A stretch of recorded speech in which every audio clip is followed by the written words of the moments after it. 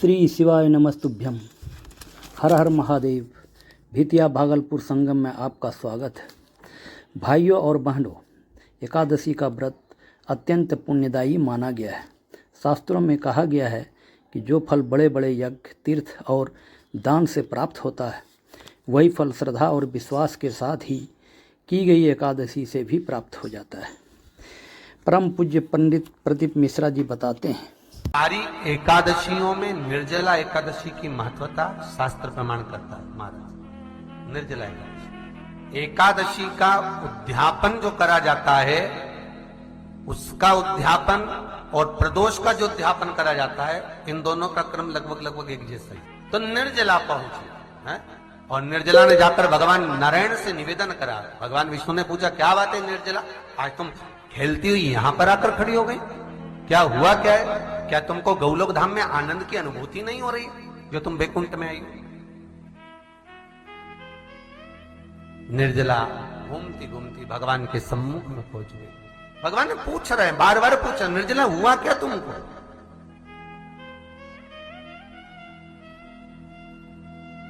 ए निर्जला, ए एकादशी, हुआ क्या है तुमको? क्या कारण है तुम्हारे यहां आने का, बैकुंठ पहुंचने का? बहुत ध्यान देना महाराज। शास्त्र कहता है सोमवार, मंगलवार, बुधवार, गुरुवार, शुक्रवार, शनिवार, ये देवता वो देवता सबके व्रत कर लो, सारे व्रत कर लो, पर ये व्रत आपको परमात्मा के धाम तक लेकर नहीं जा सकते, क्योंकि इनका जो पुण्य है वो मृत्यु लोक में आप थोड़ा सा भी गलत करते हैं तो पुण्य समाप्त हो जाता है। पर हिंदू धर्म के 3 व्रत ऐसे बता दिए जिन व्रतों का पुण्य समाप्त नहीं हुआ।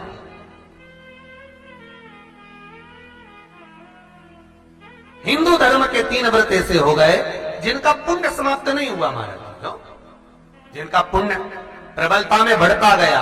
पहले नंबर पर एकादशी, दूसरे नंबर पर प्रदोष,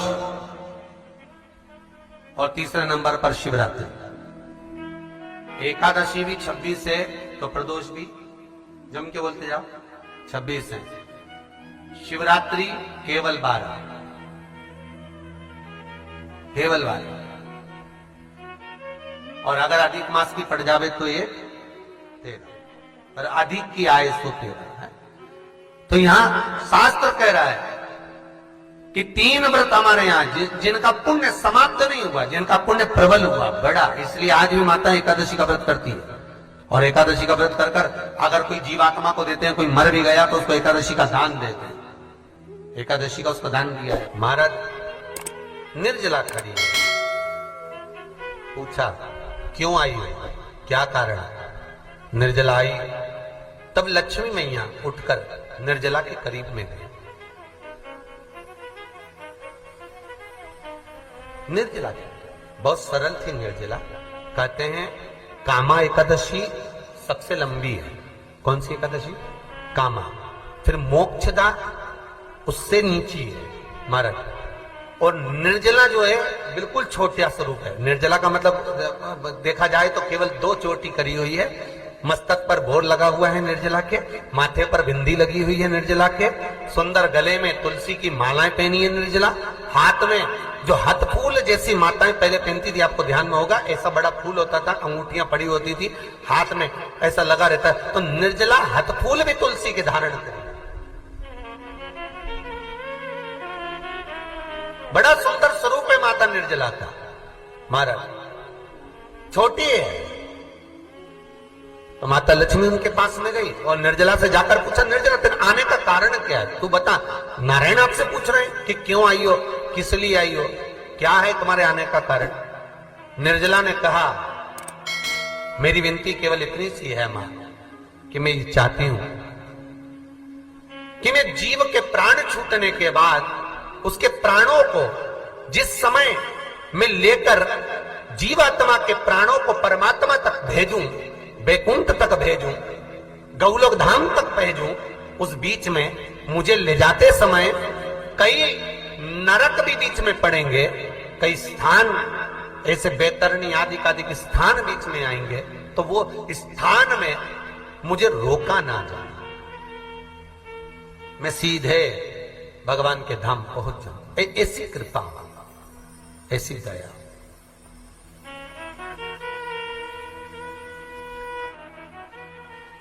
स्कंद पुराण यहां तक कहती है कि इस कथा के चरित्र को जो श्रवण कर लेता है उसको 26 एकादशी करना भी नहीं पड़ती। इस एकादशी की केवल ये कथा सुनकर ही वो तर जाता है। बहुत ध्यान से सुनना इसको, कथा को। सबसे पहला नियम एकादशी व्रत का, सबसे पहला नियम है कि आप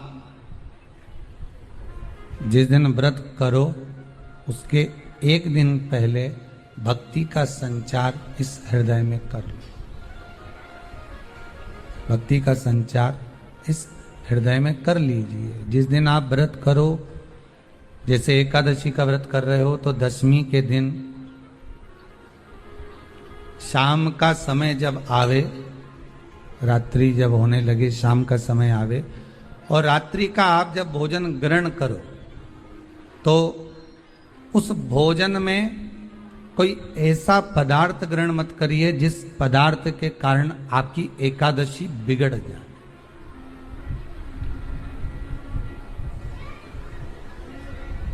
कोई बेकार भोजन में ग्रहण नहीं करना, श्रेष्ठ भोजन ग्रहण करिए दशमी के दिन।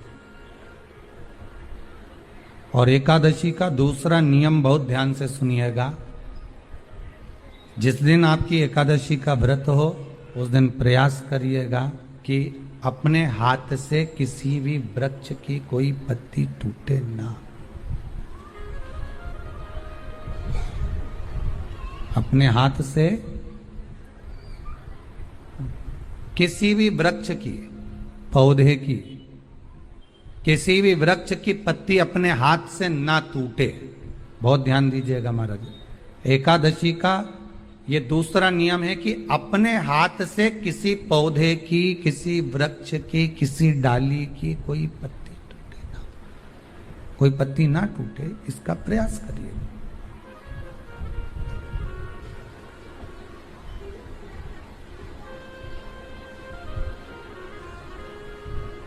कितना सुंदर व्याख्यान कहा है, कितना सुंदर वर्णन है महाराज कि मात्र एकादशी का व्रत कर लेने पर, मात्र एकादशी का व्रत कर लेने पर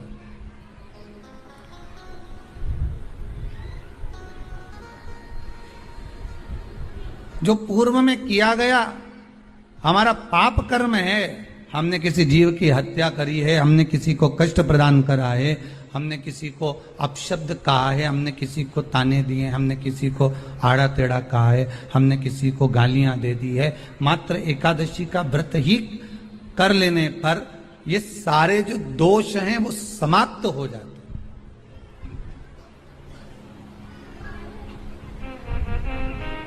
सारे दोष हमारे समाप्ति पर आ जाते हैं।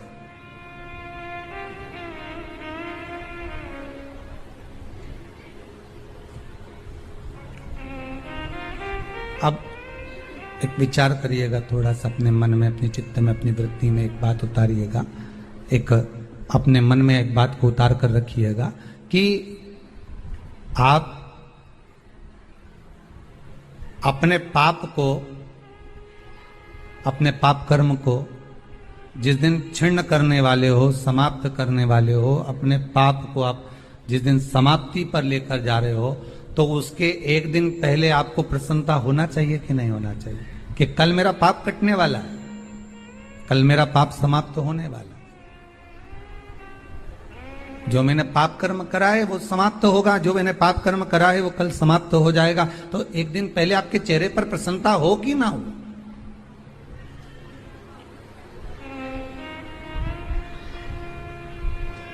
और चेहरे पर वो प्रसन्नता आपके आना चाहिए कि कल मेरा एकादशी का व्रत है, आज दशमी है, कल एकादशी का व्रत है, तो कल मेरी जब एकादशी का व्रत रहेगा तो मेरा ना जाने कितना कितना पाप, कितना असत्य, कितना झूठ, कितना प्रपंच वो समाप्त हो जाएगा। इसमें मुझे प्रसन्नता हो, इसमें मुझे आनंदता हो।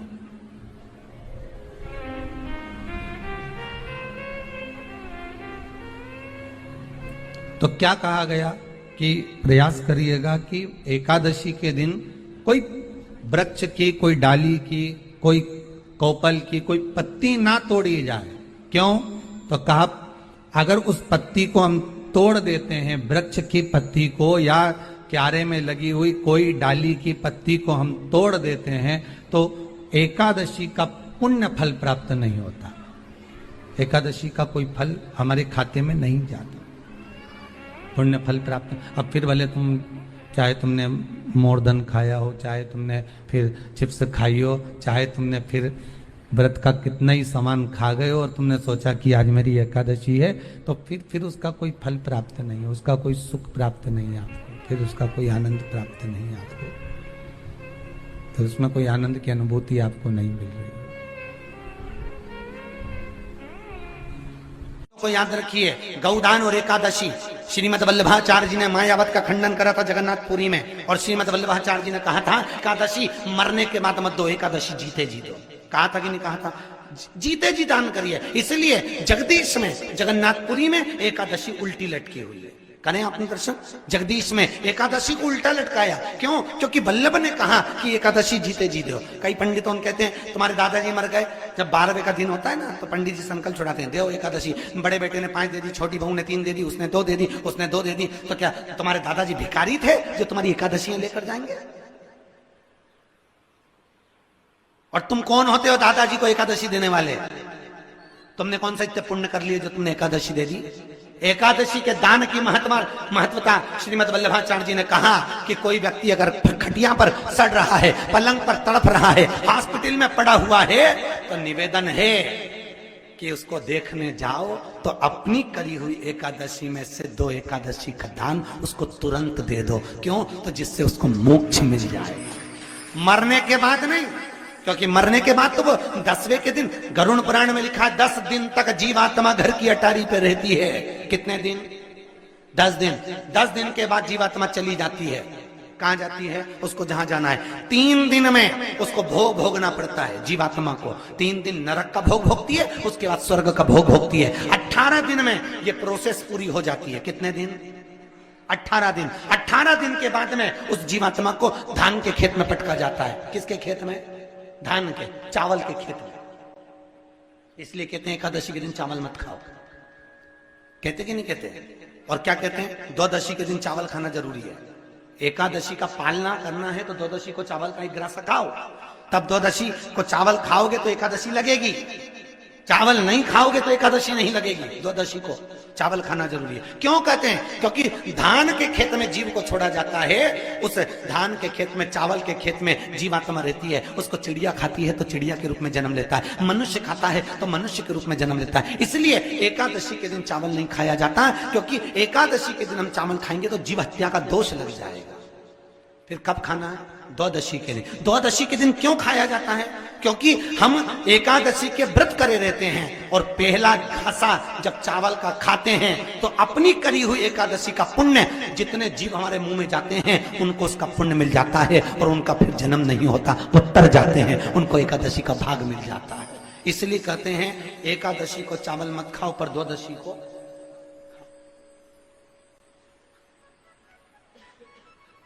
खाइए। 10 दिन तक जीवात्मा है, और आपने एकादशी कब दान दी? बोलो जम के। 12वें के दिन, 13वें के दिन आपने एकादशी का दान दिया, वो मिली उनको? अरे बोलो अच्छे से। कई तो अभी तक कर रही होगी, हमारे दादाजी के निमित्त की कर रहे हैं, कर ले। फिर वही वाली बात आ गई, गुलाब के फूल में पानी जारी है। एकादशी के दिन शंकर भगवान को चावल का दाना चढ़ाना चाहिए कि नहीं चाहिए?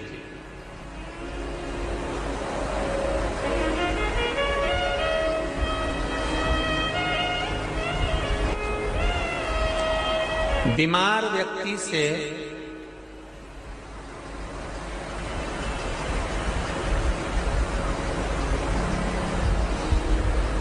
कोई बीमार व्यक्ति है, बहुत रोगीला, उसको बहुत रोग है, शुगर है, बीपी है, थायराइड है, सब कुछ है उसको।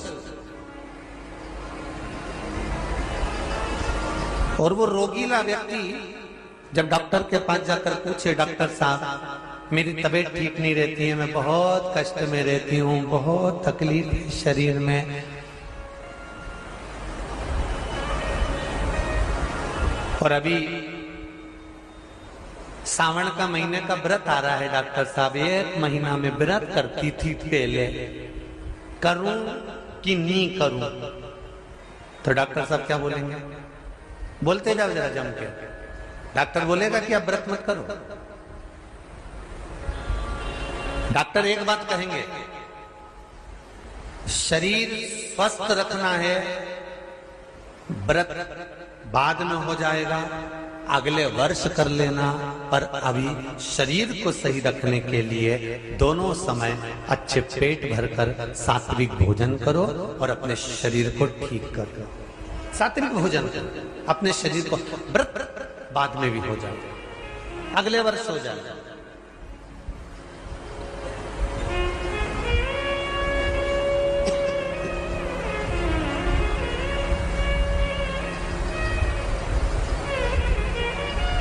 अभी तुम थोड़ा सवेरे 2 बिस्कुट ले लिया करो, सुबह नाश्ता ले लिया करो, भोजन ले लिया करो, फिर दोपहर में कुछ हल्का फुल्का लेकर थोड़ी थोड़ी देर में खाते रहना चाहिए हो।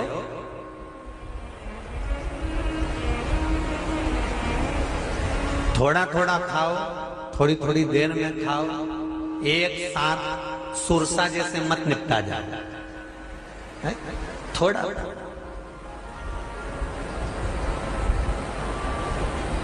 ज्यादा खाओगे और ज्यादा कमाओगे तो दूसरों को कष्ट नहीं होगा, कष्ट खुद को होगा। ज्यादा खाओगे अपाच्य हो जाएगा, रात की नींद उड़ जाएगी, शरीर में अच्छा नहीं लगेगा। ज्यादा कमाओगे, रात की नींद उड़ जाएगी, दुनिया की दृष्टि तुम पर पड़ जाएगी और तुम्हारी रातों की नींद। कमाओ भी उतना जितना खर्च कर सको और खाओ भी उतना जितना पचा सको। अति सर्वस्व वर्जक। डॉक्टर कहेंगे ये तुम्हारा व्रत जो है ना अगले साल कर लेना, इस साल मत करिए, इस साल तो आराम से भोजन वोजन करो, तुम लोग बढ़िया प्रेम से खाओ पिए। तो उसी तरह किसी ने पूछा कि चावल का दाना एकादशी पे भगवान शंकर को चढ़ा सकते हैं, चावल का दाना शंकर जी को चढ़ाते क्यों है, पहले तो वो समझ में। बेलपत्री का तो महत्व आपको बार बार बताया कि बेलपत्री शिव जी को क्यों चढ़ाई जाती है, कहीं रोग के लिए, कहीं बीमारी के लिए, कहीं किस कार्य के लिए, कहीं कोई कार्य के लिए, कहीं कोई कार्य के लिए। चावल का दाना अगर हम शंकर भगवान को चढ़ा रहे हैं तो क्यों चढ़ा रहे हैं, उसका कारण क्या है? चावल का दाना शिव को चढ़ाने का केवल एक कारण रहता है कि चावल को अक्षत कहते हैं।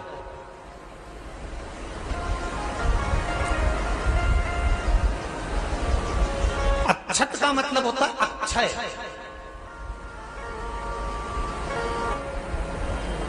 उसका मतलब क्या होता है? अक्षय, जिसका कभी क्षय ना हो।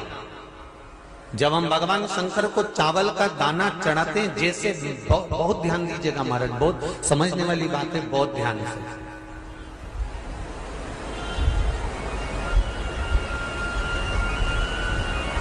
चावल का दाना हमारे मस्तक पर तिलक करने के बाद पंडित जी क्यों लगाते हैं कि भगवान जैसा समय आज चल रहा है, आप पूजन कर रहे हो, पाठ कर रहे हो, दान कर रहे हो, पुण्य कर रहे हो, सत्कर्म कर रहे हो, भजन कर रहे हो, मेरा देव अधिदेव महादेव, मेरा नारायण, मेरा सत्यनारायण भगवान, मेरा राम जी, मेरा विष्णु जी, मेरा भागवत मैया, मेरी रामायण मैया, ब्राह्मण मस्तक पर तिलक लगाने के बाद चावल इसलिए लगाता है कि जैसा समय आज चल रहा है, भगवान तुमको ऐसा ही समय बनाकर रखे और तुम ऐसे ही चार चांद लगाते रहो, दान पुण्य संकीर्तन करते रहो। इसलिए मस्तक पर चावल का दाना लगाया जाए।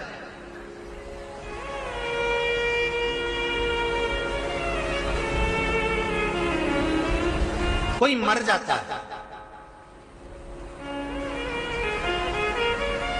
मरने के बाद जब तक पगड़ी नहीं होती तब तक माथे पर तिलक, चावल का दाना लगाया जाता है। जम के बोलो जरा, नहीं लगाते। किसी पंडित जी से पूछो, ब्राह्मण देवता से पूछो, ब्राह्मण देवता ये कोई मर गया, और हमारा तो नियम है कि हम सिर पे तिलक लगाते हैं, चावल लगाते हैं, या पंडित जी से हम तिलक लगवाते हैं, मंदिर जाते हैं तो मंदिर में जाके तिलक लगवा के हम चावल का दाना लगवाते हैं। क्यों नहीं लगाते? उसका कारण क्या है? जब किसी के मरने के बाद 10 दिन तक 12 दिन तक मस्तक पर तिलक क्यों नहीं लगाया जाता? 10-12 दिन तक माथे पर तिलक या चावल क्यों नहीं लगाया जाता? उसका कारण है कि ये जो समय आया है, तुम्हारे यहाँ जो गमी हुई है, तुम्हारे यहाँ कोई मर गया है, तुम्हारे यहाँ किसी के प्राण छूट गए हैं, तो ब्राह्मण इसलिए तिलक नहीं लगाता आपको, इसलिए चावल का दाना नहीं लगाता कि ऐसा दिन भगवान अब ना लाए, इसको अमर ना करे, इसको अक्षय ना करे, इसको प्रबल ना करे। और जब चावल का दाना, तो यहां शिव महापुराण की कथा करेगी, चावल का दाना हम शिव जी को क्यों चढ़ाते हैं, भगवान को क्यों समर्पित करते हैं, भगवान की पूजन में अक्षत क्यों समर्पित करते हैं, चावल क्यों समर्पित करते हैं, उसका कारण क्या है? तो कहा आज मैंने जब चावल का दाना आपको समर्पित करा है, जिस भाव से, जिस विश्वास से, जिस श्रद्धा से, जिस मन से मैं आपको रिझा रही हूं, हे भोलेनाथ मेरी ये मनोकामना पूर्ण कर, इसको अक्षय कर देना, इसको अमर कर देना, बस इतनी कृपा आप कर। अब किसी ने पूछा एकादशी के दिन चावल चढ़ाए कि नहीं चढ़ाए, तो यहां तो सीधी सीधी बात है, बीमारी देखकर थोड़ी ना आती है कि नवरात्र चल रहे हैं कि सावन का सोमवार चल रहा है, बीमारी तो बीमारी। तुम चावल मत खाओ। तिरुपति कौन कौन गया? हाथ उठाओ। ठीक है। जगन्नाथ जी कौन कौन गया? हाथ उठाओ। हाँ ठीक है। द्वारका जी कौन कौन गया? हाथ उठाओ। ठीक है। बद्रीनाथ कौन कौन गया? हाथ उठाओ। ठीक है। एकादशी के दिन कभी तुम बद्रीनाथ चले जाओ, एकादशी के दिन तुम द्वारका चले जाओ, एकादशी के दिन तुम तिरुपति चले जाओ, एकादशी के दिन तुम जगन्नाथ चले जाओ, एकादशी के दिन तुम्हारी मर्जी पड़े भगवान के किसी धाम में चले जाओ और भगवान को भोग लगाओ और उनकी थाली को झांक कर देखना, उसमें चावल जरूर मिलेगा। उसमें ऐसा नहीं है कि चावल नहीं मिलेगा। बद्री नारायण में भगवान को चावल का भोग लगा हुआ मिलेगा, द्वारका में चावल का भोग लगा हुआ मिलेगा, आपको जगन्नाथ में चावल का भोग लगा हुआ मिलेगा, तिरुपति में मिलेगा, द्वारकाधीश में मिलेगा, नाथद्वारा में मिलेगा, सांवरिया सेठ में मिलेगा, काकरोली जी में मिलेगा। आप जहां जाओगे वहां पर एकादशी के दिन